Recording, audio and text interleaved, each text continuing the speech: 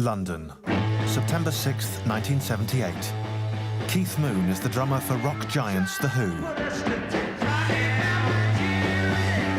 For the past decade, he's been one of the most outrageous performers in rock and roll. Keith Moon was an octopus. Nobody'd ever seen a drummer like that. He's a drumming genius whose talents are overshadowed by his wild man ways. It was like a time bomb. You never know when he was going to go off. Keith's life was a non-stop party, from the day he joined The Who to the day he died. When it comes to self-destruction, Moon is rock's poster boy. I don't know how he survived, as long as he did. And soon, the curtain will drop on the clown prince of rock and roll. This is the last 24 hours in the life of Keith Moon.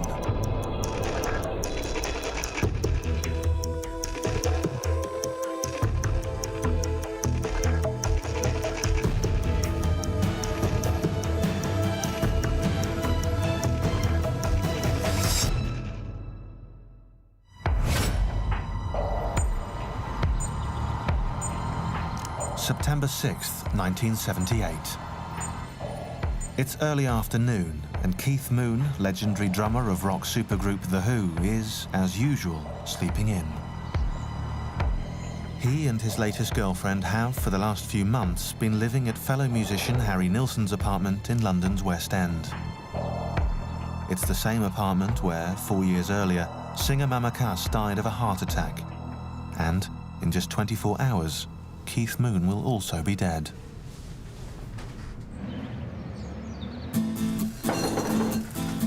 For the last few weeks, Moon has been basking in the attention given to The Who's latest album, Who Are You? Who Are You is coming out the 21st of August. That's their album, you know. That's the album. As it races up the charts, Who Are You is on its way to becoming both a critical and a commercial success. The Who had just released the album, Who Are You? They were in the media. They were all over the press. Keith was back in the public eye. For the moment, things are going well for Moon, especially with his girlfriend, former Swedish model Annette Walter-Lax. He was very cuddly. He was very lovable. He would say, God, I love you so much, and I'm so appreciative that you can still be here. As well, Keith Moon, a struggling alcoholic, finally seems to be putting his life back together. He could be like a teddy bear. I mean, he was the nicest man you could ever find. But it didn't take much alcohol or anything else to turn him into something completely different. After drinking hard for more than 10 solid years, the lifestyle has more than caught up with him. Keith had drunk himself really into the ground, I mean, really hard. And you see the pictures of him in his early 30s, and he looks like he's in his 40s or worse. In control of your life at all? Oh, yeah, certain days. Certain days. Yeah. What do you like the other days? Drunk. For years, Moon has tried to control what has become a very dangerous habit. Out of desperation, he's turned to a drug called hemynevrin, an alcohol withdrawal medication. Hemynevrin was a very, very strong drug, the kind of drug that should probably only be administered in hospitals. Ironically, in less than 23 hours, his life will be cut short by an overdose of the very pills that are meant to save him. I mean, it's absolutely ludicrous to give it to someone like Keith, who's used to just downing whatever there is. I mean, his pill intake was phenomenal. Keith Moon's larger-than-life appetite for booze and pills has been fueled by a life spent at the very top of the rock and roll food chain. For the last decade, Moon and his band, The Who, have dominated the world of rock. They first blasted onto the scene as part of the British invasion. No one had ever heard or seen anything like them before.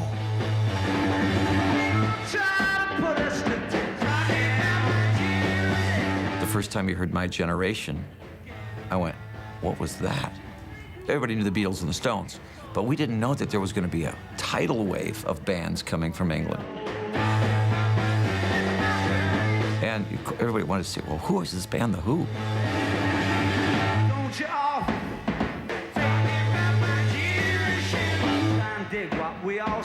The Who were the godfathers of punk. They couldn't care less about yesterday and even less about tomorrow. The music matched the anger. They smashed their guitars, and we were like, what? You know, I'd never seen anything like that. They were just phenomenal stage band. You know, there was no band that could touch them.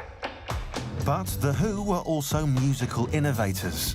They moved from 3-minute amphetamine-fueled teen anthems to psychedelia, from psychedelia to genre-busting rock opera. And at the band's centre was Keith Moon. Who was this drummer? Nobody had ever seen a drummer like that. I mean, Ringo was a great drummer. Charlie Watts was a great drummer. Keith Moon was an octopus. He was all over the place, and to this day is still the best rock drummer of all time. Before Keith came along, the drummer was just a guy who sat in the back and kept the beat. And he really was the first drummer to become a frontman drummer. He was really sort of the most watchable drummer there was. You know, you could watch him, because drummers are not that visually interesting, but Keith used to put on little performances. And for his finale, he would often smash his kit to pieces. But Moon was as explosive off as he was on the stage. Keith is the epitome of the bad, hotel-smashing, over-the-top rock star. We'd been in some hotel room and he's looking at all this wreckage in the hotel room, and he was sitting there thinking, you know, I think this is one of my best. Moon's crazy antics were also witnessed by fellow drummer Kenny Jones. I was in the room next door to him, and I could hear this scraping and stuff like that, and I thought, what's that? I think we're like rats or mice or something. And all of a sudden, the wall started to move forward, and then it sort of, Keith burst through, said, fancy a drink? It was great. He just chopped his way through the wall. Moon's practical jokes were the stuff of legend. Once armed with an inflatable doll, Moon paraded through town, pretending to indulge in a naughty and very public act. He's got the mic, and through the big loudspeakers at the front, he's going, oh, let me go, don't take him down. It's like a girl in distress. And everybody's looking in the car saying, oh, there's someone, you know, being molested in the back of that Bentley. And the coppers come in, and they're going, oh, it's a joke. Moon marched to his own beat. His madcap ways soon earned him the tag Moon the Loon. Keith was a showman, but he was also a clown. He was just, I mean, he was naturally funny. One of his tricks was that if you're in a restaurant, he wasn't getting attention or whatever, he'd strip off naked and lie on the table. He always made you laugh. He always had a laugh there for you. The spotlights will be on him if he was at the party. I mean, he just, oh, there is Keith Moon. Let's see what he's going to do. Wherever he went, Keith Moon was the life of the party. And madcap Keith Moon entertains the crowd at the celebrity party. If you dared him to do anything, he would do it. And he was great to be around with because he was alive, he was a personality. And that was the greatest thing about Keith. But Moon's crazy antics didn't always amuse.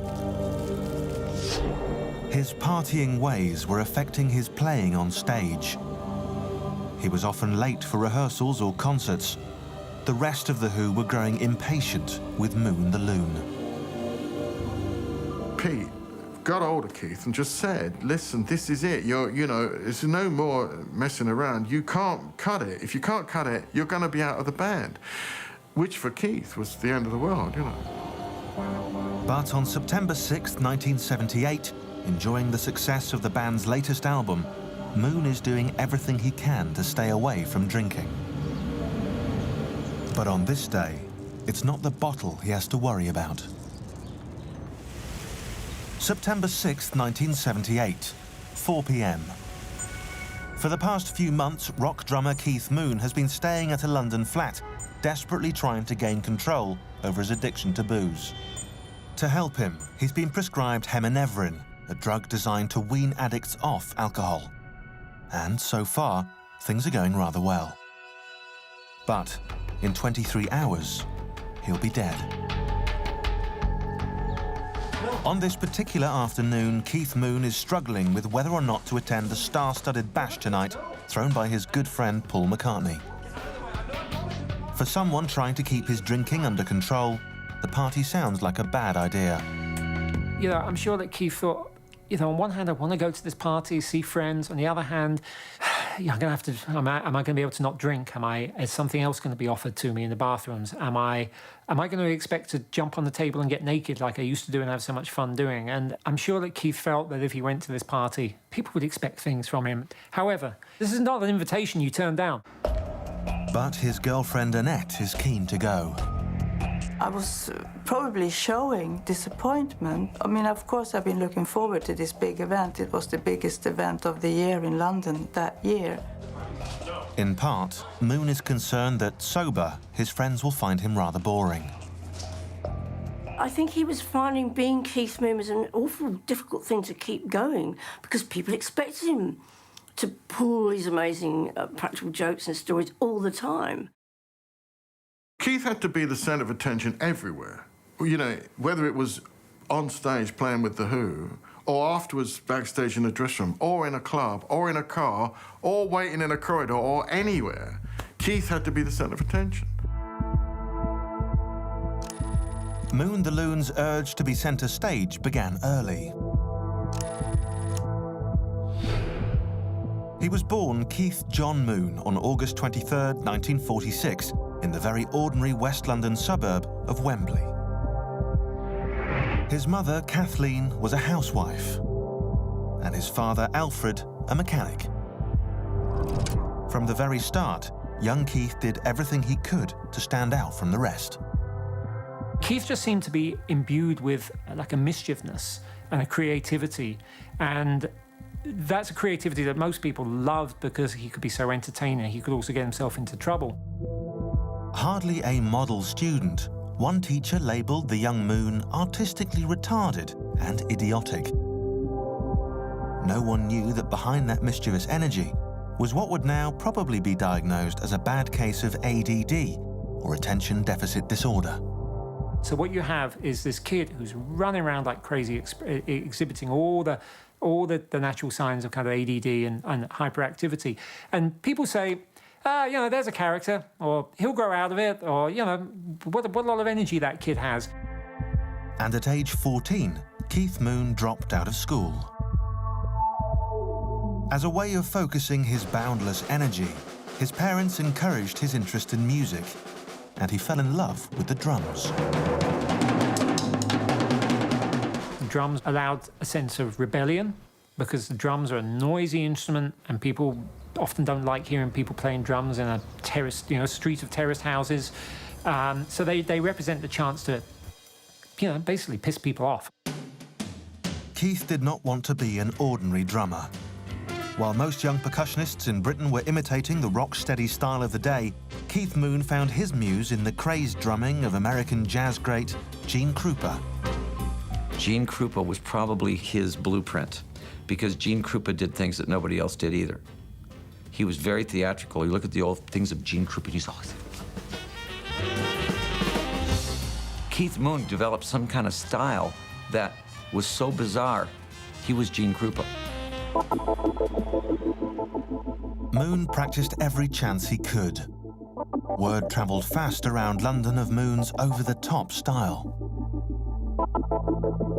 And in April 1964, after playing in a few local groups, he auditioned for one of London's hottest young bands, The Who. As usual, Keith made sure to make a big impression. Keith's in the audience with his ginger suit and his ginger hair and his ginger everything, and says, I can drum better than him, you know, of The Who's drummer. And Pete Townsend, liking the cockiness of the situation, said, well, go on then, give it a try. After ending his audition by breaking the drum kit, The Who hired him on the spot. Keith Moon was only 17 years old.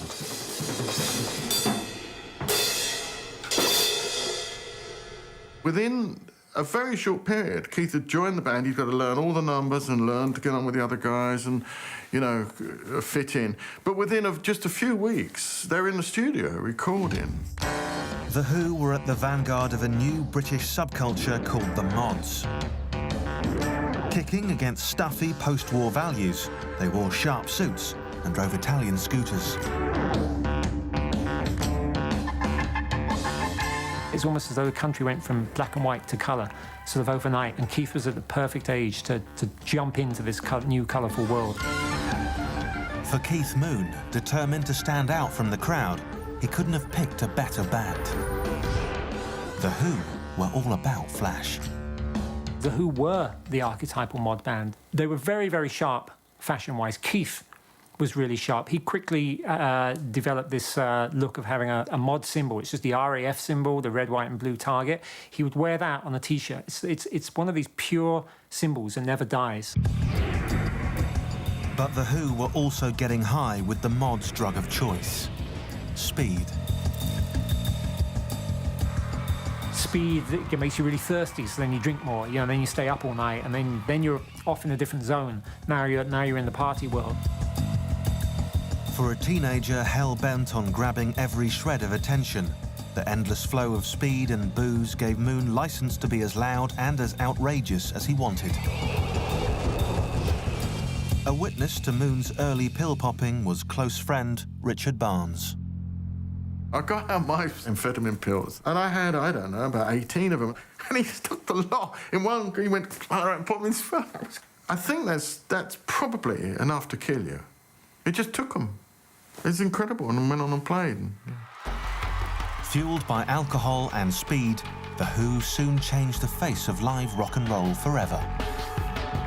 They were playing at the Railway Hotel Club, which was a basement below a pub, and it had a low ceiling. So Pete used to do this thing where he's playing, where he just put his guitar up like that. And he put it up, and it went through the ceiling. You know, broke the ceiling, and he broke the neck off the guitar. During The Who's next performance, not to be outdone, Keith Moon joined in on the mayhem. Keith just smashed up his drum kit after the set was finished, which was great.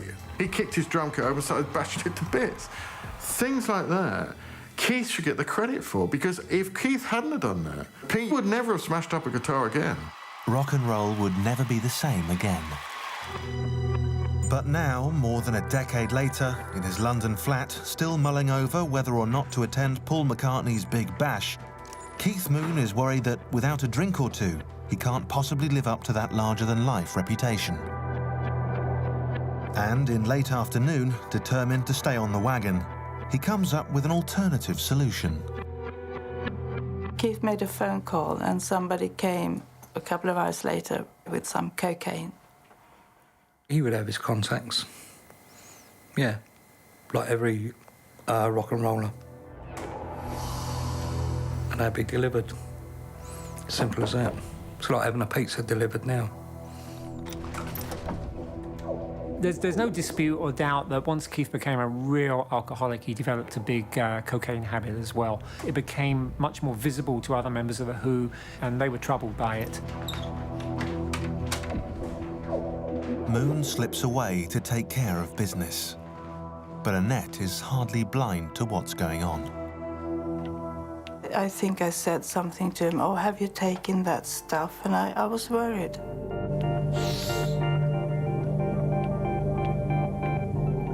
Moon's system now contains cocaine and heminevrin, his anti-alcohol medication. Buzzed from the cocaine, Moon does an about-face. Now, he's ready to party. After that, he changed his mind. And he wanted to go to the party. I think he registered my disappointment and did it for my sake. He did it for me. It's one favour she would later wish he'd refused. September 6th, 1978, 9 p.m, London. Drum legend Keith Moon has only 18 hours left to live. He and his girlfriend, Annette Walter Lax, are on their way to a party being thrown by ex-Beatle Paul McCartney. It's a pre-screening bash for the launch of the film The Buddy Holly Story.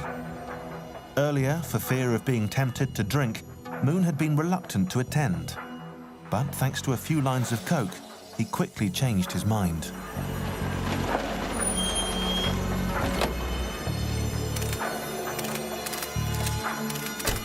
From the second he arrives, Keith is treated like true rock royalty and is given the best seat in the house. Keith was at the main table. He sat with Paul and Linda McCartney. He's not off at some side table with the side musicians. He's at the main table. Also on hand are famous British talk show host David Frost and Kenny Jones, ex-drummer for The Faces. Keith and I just went straight into each other, just talking, because we hadn't seen each other for a while. I said, "How about you, Keith? What have you been like?" He said, I'm clean, I'm straight, And he was telling me that he'd given up drinking for nearly 6 months, and he felt so much better. For partygoers, Keith's calm behaviour comes as something of a surprise. One of those who's taken aback is BBC radio personality Annie Nightingale. He seemed very subdued and not the crazy Keith, putting all kinds of jokes. For girlfriend Annette, the change in Keith comes as a welcome relief.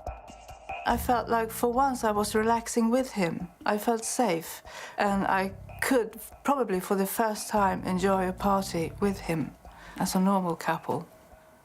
It was wonderful.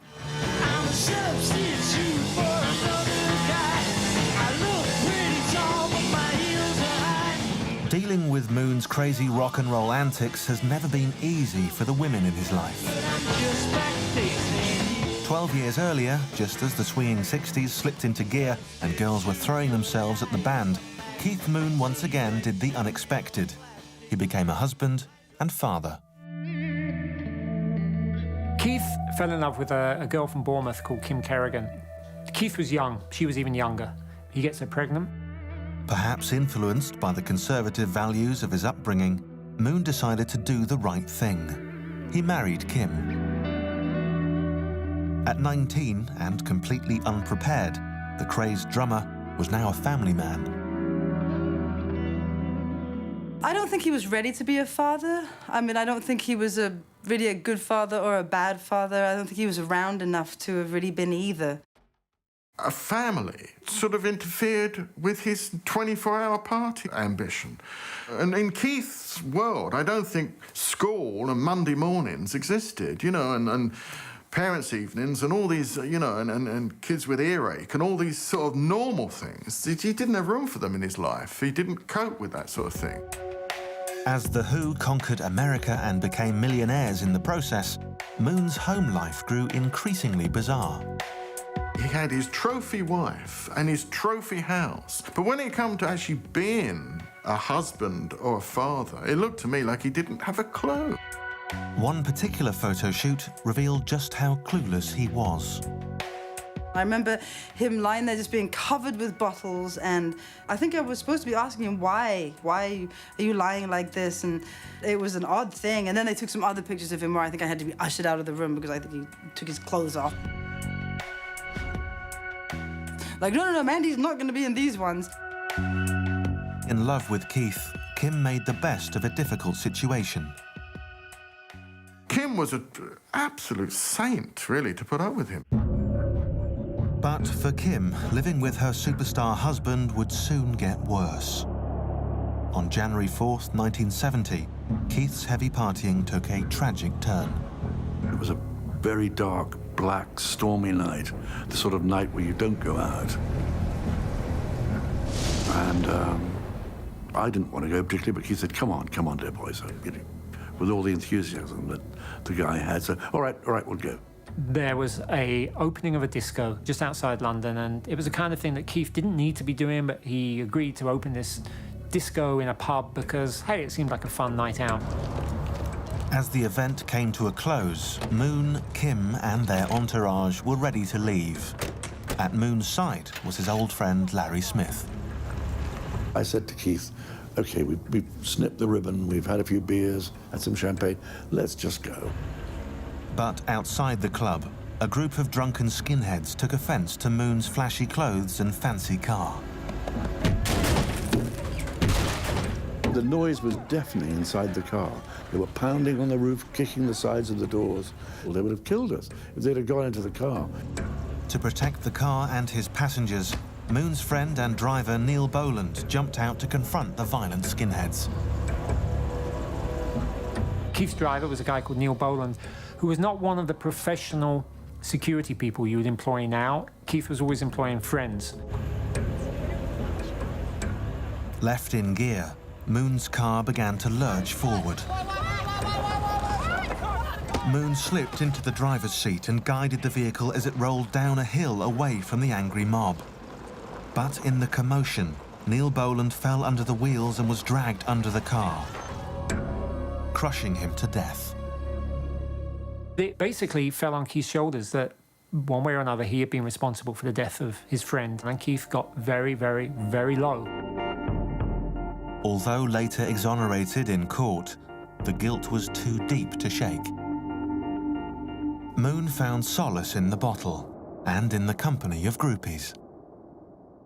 He told me that he and Kim had been separated and were breaking up and had broken up, which I found out later wasn't true.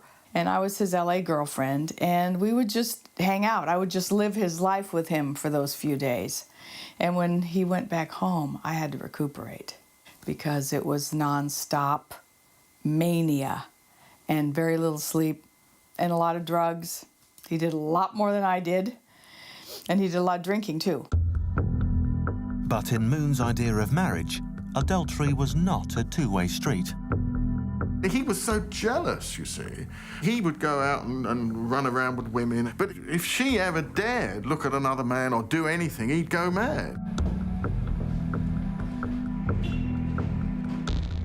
That jealousy brought out Moon's dark side. I saw him punch her. I saw him like rip off what she was wearing, and she's trying to get away from him. There was a time when he banged her head on the floor and she had to have stitches, and I saw that. I saw him do that. In 1973, after years of drunken abuse, Kim finally decided to leave the marriage, taking with her 7-year-old Amanda.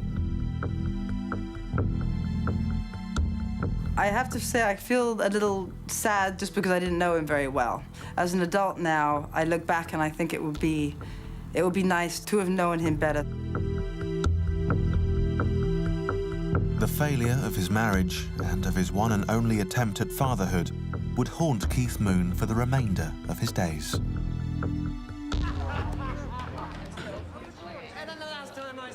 Now, at Paul McCartney's party, he's focused on more positive things, staying sober and hanging out with Annette. But as the evening wears on, it becomes clear that The Who's drummer hasn't beaten his addictions. Addictions that will soon end his short, crazy life. September 6th, 1978, London. Drum legend Keith Moon and his girlfriend Annette are at Paul McCartney's pre-screening party for the film The Buddy Holly Story. It's 11 p.m, and Moon has only 16 hours left to live.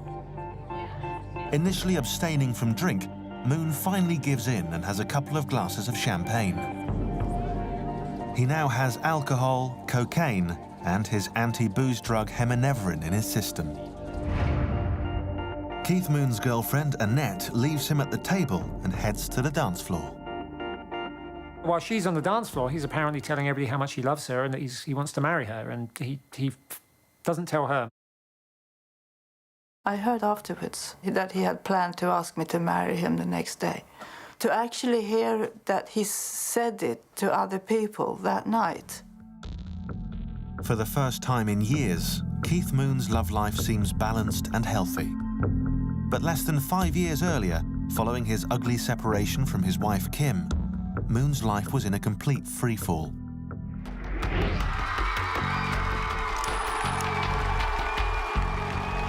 And on November 20th, 1973, at a concert in San Francisco, it all came crashing to the ground. Someone passed him some drugs, which I think they turned out to be like kind of horse tranquilizers. Moon was completely unaware of the potency of the pills. As they reached the middle of the Who's 70s anthem, Won't Get Fooled Again, Keith suffered a total collapse.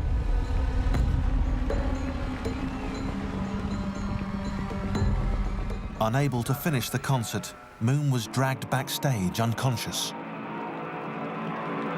The Who being consummate professionals, the show had to go on.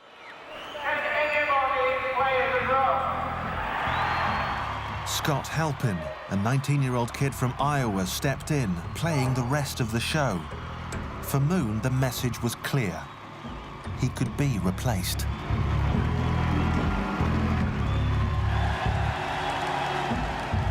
Roger came up to me at one stage and said, "You better tell him to get his act together, or if he's out of the band."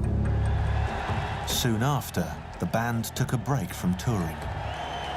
To Keith, it was a death sentence because he lived for being on the road, for hotel life, all the stuff that Pete hated, Keith loved. With The Who now on hiatus, Moon increasingly began to worry about his future. When are we likely to see a tour by The Who here? A good question, and one that I wish I could answer. And then, one evening in 1974, in a London nightclub, he spotted a beautiful young Swedish model, Annette Walter-Lax. He saw Annette sit down there with a boyfriend, and he gave £10 for the bouncer to throw the boyfriend out, which they duly did. Yeah, my date left, and I was stuck there with this Keith, who was he just mesmerised me. Keith chatted her up with a bottle of Dom Perignon, and that's how they ended up. I was adventurous, I was young, I was a rebel. I didn't know who Keith Moon was. I had no idea. Having won her heart, Moon stole Annette off to LA, where he hoped to change his life around. He was already a superstar. Maybe he didn't need The Who after all. He wanted to be a star. There comes a point where maybe The Who's not enough for Keith. When Moon arrived in Los Angeles in the autumn of 1974, he discovered that the place was crawling with other British rock stars. In the mid-70s, the music business was based in LA. Ringo moved out there. David Bowie moved out there. John Lennon moved out there. Alice Cooper was out there. This guy comes over, a guy named Keith Moon, drives up in this 25-foot-long Rolls Royce, the biggest thing you've ever seen. And he has all the interior taken out, and in the back he has a throne put in. And the roof comes off so he can stand up when he's going down Hollywood Boulevard, and he'd be waving to the crowds, you know. That was a normal day for Keith. Let's make records. Determined on shaping his own destiny with or without The Who, he began to record what would be his first and only solo album, Two Sides of the Moon.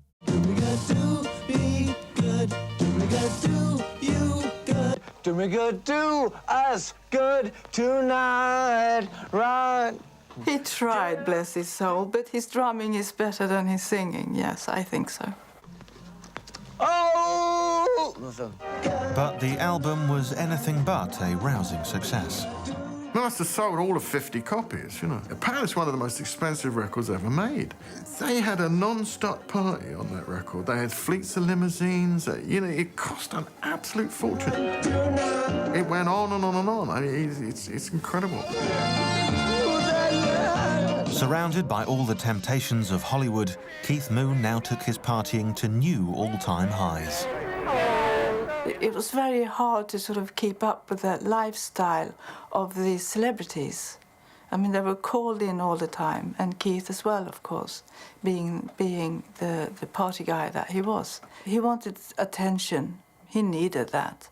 He wanted that. He'd wear you out Because as soon as you thought, okay, it's over, he'd go, let's go to Vegas.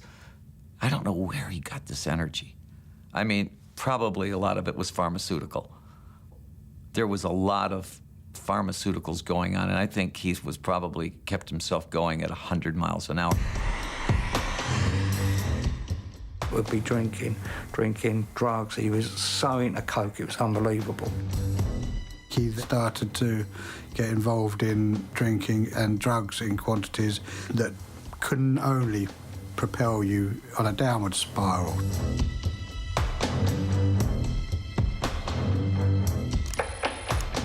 Now, 4 years later, back in London, Moon is determined to stop that downward spiral. It's 1 a.m, and after attending Paul McCartney's party, he decides to leave partway through the screening of the Buddy Holly story. He was restless, and he said, I can't sit through this, I don't want to watch this. Let's go. Uncharacteristically, Annette and Keith call it an early night and head home. We said goodbye to each other, and he went off. And that was it, really. That's the last time Keith and I saw each other. But as the night has worn on, for someone who's only had 2 drinks, Keith Moon seems strangely out of sorts. One of those who notices is Keith's old friend Roy Carr, who earlier bumped into him outside the theatre. So he dashes over to me, and he's given me this really big bear hug. Oh, hey. And then he's like that for about 2 or 3 minutes, and he stands back, and there's tears on his face. I said, what's up? He said, oh, no, it's just good to... You suddenly realise who your friends are. I said, well, we've been friends for a number of years, you know, what's brought this on? And he didn't say anything.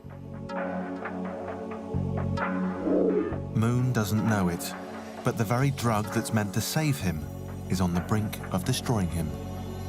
In 14 hours, he'll be dead. September 7th, 1978, 2 a.m.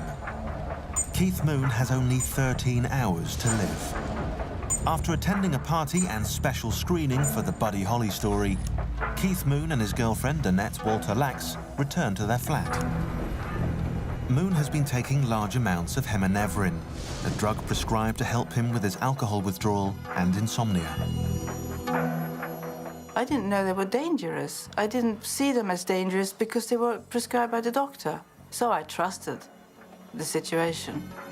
But as with everything else in his life, Moon's been overdoing it and completely ignoring the recommended dosage.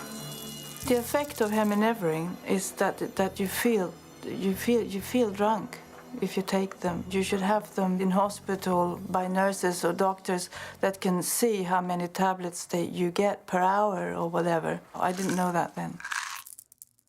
Annette is used to watching him take all these pills and being really not particularly educated to what this is all about, is thinking, well, at least they're meant to be good pills. You know, it's better than the bad pills.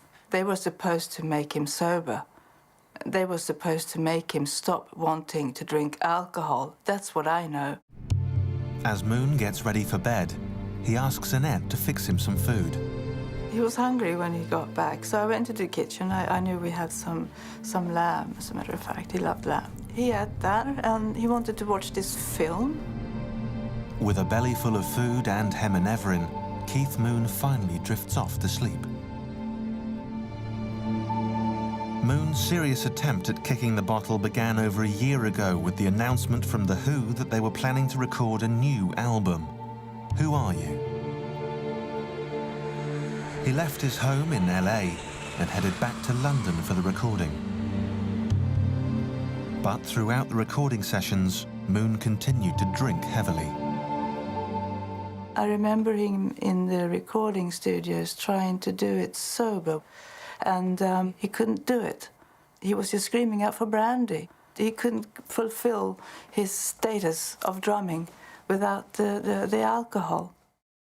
Overweight and out of shape, he struggled to play.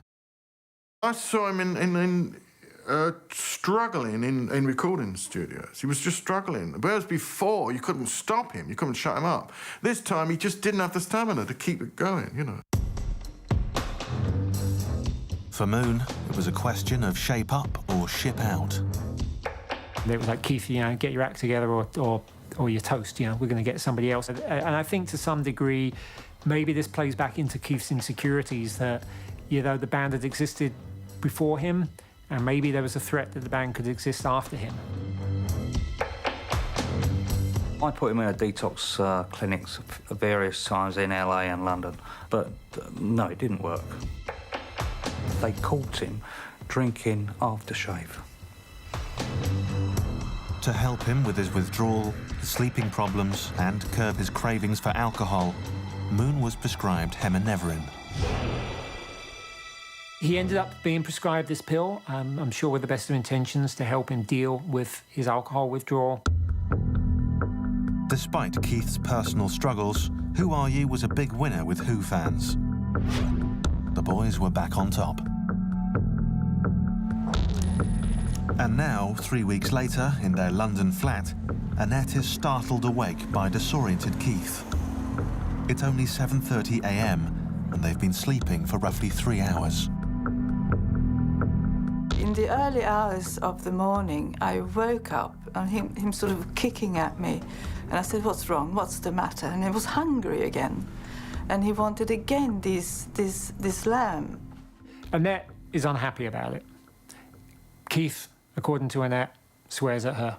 And I was a bit grumpy, but I went up and I did it for him. And he had the lamb. She makes him the meal. She brings it back to bed. Keith turns the movie on again. He takes more of the same pills.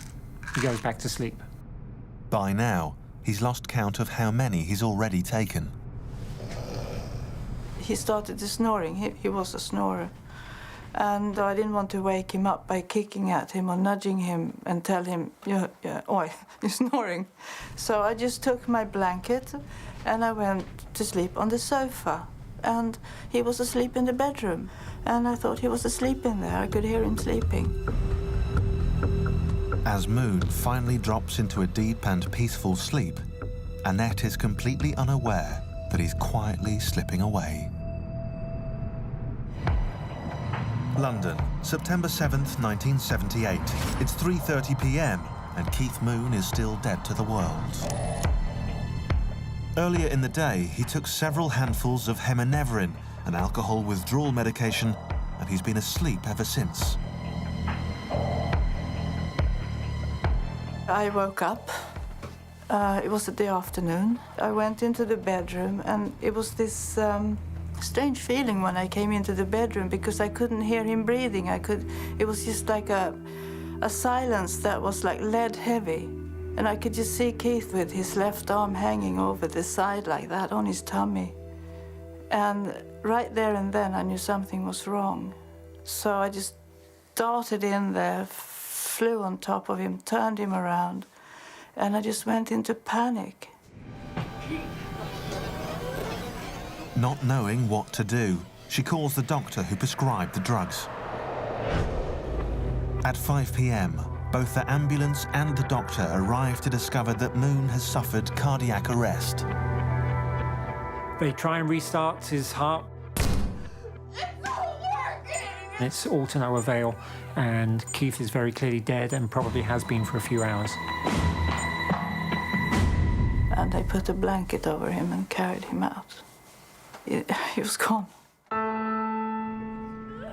At 5:50 p.m, September 7th, 1978, Keith Moon, the greatest rock drummer of his generation, is pronounced dead. They'd been expecting it for years, but it still came as a shock. Partly because he'd calmed down and was attempting to resolve his drinking problem. They announced the death of Keith Moon, who died from a drug overdose. And I thought, someone's winding somebody up here. Everyone thought it was actually a huge practical joke, being Keith. At the funeral, was a doctor, he said, he fully expected Keith to jump out of the coffin and go, ha, ha, ha, fortune. But unfortunately, it was no joke. An autopsy 2 weeks later concludes that Moon had 26 undissolved heminevrin tablets in his stomach. Was Keith knowledgeable of how many pills he was taking that night? Did he know that he was taking way more than was sensible, way more than the limit? We just will never, ever know. I think people who knew him well were surprised that he lived as long as he did. He made it longer than Hendrix or Joplin or Brian Jones or Jim Morrison. He made it 4 more years. So that was pretty surprising that he actually lived as long as he did. But of course it's sad, you know, when somebody that huge, that bombastic, that alive is no longer on the planet. About 10 days before he died, Keith, out of the blue, phoned me up and said, I want you to write my life story. So I go, really? What? Yeah, why? Why did he want to write his life story? And then, you know, 10 days later, he was dead. I did find that very strange. The thing with Keith is everybody loved Keith. I mean, they could get fed up with him, but everybody loved him. The Who loved him, his wife loved him, his bodyguard, people who looked after him, had to look after him, really all loved him. And yet they could never really convince Keith of this. They could never really convince Keith that it was all right, that the world loved him and that he didn't have to keep trying to prove himself.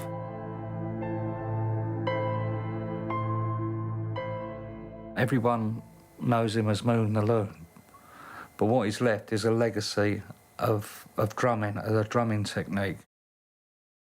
That, to me, God rest his soul, is what is left.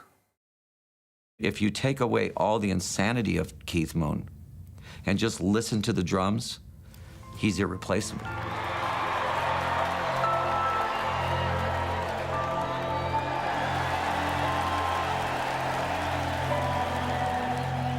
Kenny Jones, one of the last people to see Keith Moon alive, would go on to replace him as the new drummer for The Who.